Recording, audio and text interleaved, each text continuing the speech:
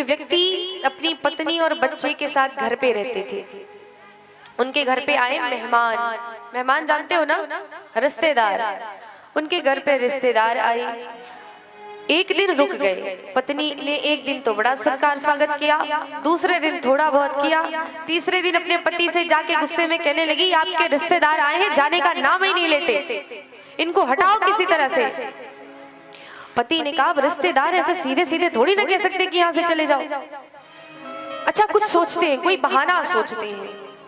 तो बहाना सोचे और अपने पत्नी से कहने लगे, अच्छा एक काम करोगी, देखो अब सुबह सुबह जब ये रिश्तेदार नहाएंगे धोएंगे भोजन करने के लिए बैठेंगे तो उसी समय हम दोनों लड़ाई करेंगे और मैं तुमको मारूंगा।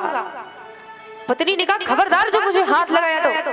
पति ने कहा, सच में नहीं मारूंगा, बस झूठ ही मारूंगा। तो पत्नी ने कहा, ठीक है।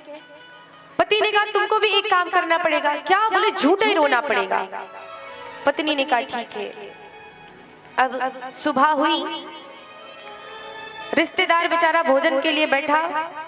उसी समय एक कमरा था, उस कमरे का दरवाजा बंद हुआ, उसके अंदर पति पत्नी दोनों गए।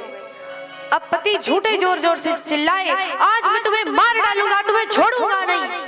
और पत्नी झूठे चिल्लाए, छोड़ दो मुझे मत मारो। अब बाहर से रिश्तेदार ने ये आवाज सुनी, जल्दी जल्दी बेचारा अपना सूटकेस झोला पैक किया और लेकर के जाने लगा। घर से बाहर निकला, पति पत्नी ने दरवाजा खोला, जोर जोर से ताली बजा के हंसने लगे। बच्चा छोटा सा था, दौड़ा दौड़ा आया। अब वो कमरे की आवाज सुना था मारपीट की, उसे लगा कि आज बाबूजी मेरी माँ को कस के पीट दिए। तो रोते रोते आया और पिता से कहने लगा, बाबूजी आपने हमारी माँ को मारा। और माँ रो रही थी। पिताजी हंसते हुए बोले, बेटा नहीं, तुम्हारी माताजी को मारा नहीं हमने, अरे मैं तो झूठा ही मार रहा था। तब तक बेटा माँ की तरफ देखा, माँ कहती, हाँ सही कह रहे, मैं भी झूठे ही रो रही थी। इतने में रिश्तेदार फिर से आ गया, बोला, हम भी तो झूठे ही गए थे, हम कौन सा सच सच में चले गए।